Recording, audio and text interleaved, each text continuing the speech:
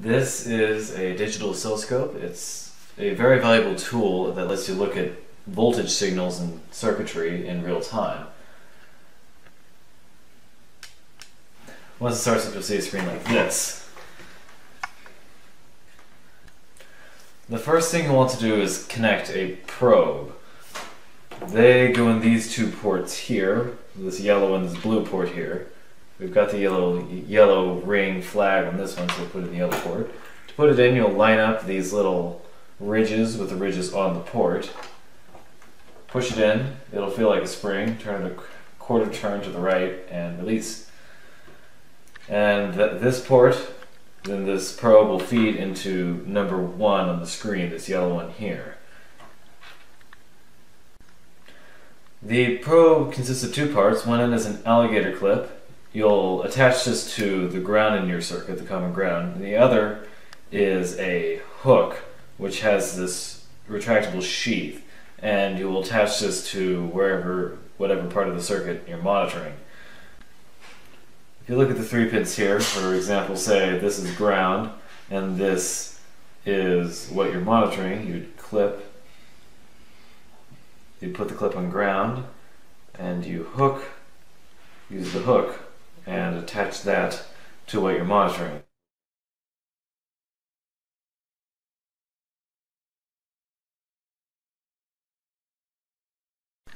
So the first signal we'll be looking at will be a simple square wave that comes from the device itself. It's used for calibrating the probes. This bottom one here is ground, so I will put the clip on that, and this one here is a signal, and so I will hook that. This is the square wave that the machine is outputting. This axis is time, and this axis is voltage. So here you can see that it outputs a high voltage, 5 volts to be specific, for a certain amount of time, then 0 volts for a certain amount of time, 5 volts, 0 volts. You can change the scale that you view here with this dial and this dial. This dial changes the height sensitivity.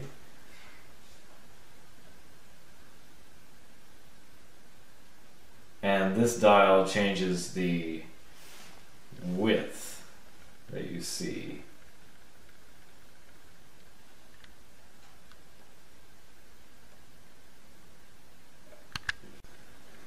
As I turn this knob, you'll notice that this number here changes. And what this number means is how much each one of these boxes represents, how many volts that each of these boxes represents. So at this point, the wave is 1 box tall, so it has an amplitude of 5 volts. As I turn this knob, you'll notice that this number changes as the width sensitivity changes. And this represents the amount of time that one of these divisions represents. So, at here, each one of these boxes is 500 microseconds long, and so the pulse, the wavelength of the pulse here is 1 millisecond. 500 microseconds high, 500 microseconds low, and the entire wavelength is 1 millisecond. We will now look at the signal of a more interesting nature, and that'll be the output of a microphone. So we'll hook it up to the probe, and we'll put ground here, and hook the hook here. We're looking at the signal that's coming out of here. And if I sing into this, we will see something here. Doo! And as you probably can see, it's pretty small, so we'll increase the sensitivity. Doo!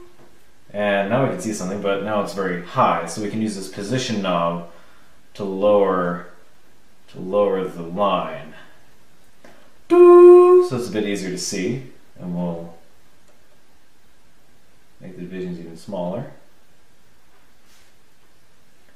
Doo! My divisions are now 50 millivolts.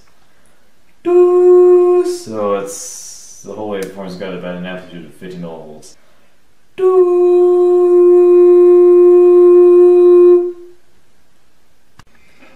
Doo! Well, at this point we can only see maybe 1 or 2 waves in on the screen, so I will adjust the knob so we increase what each of these boxes is worth.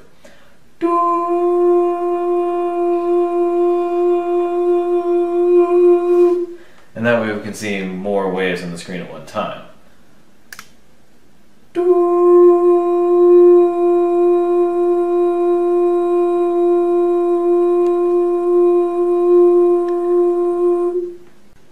So the plan is, instead of a microphone, we'll be monitoring the output of a brain sensor with this oscilloscope, and theoretically we'll be able to record it and use that as data.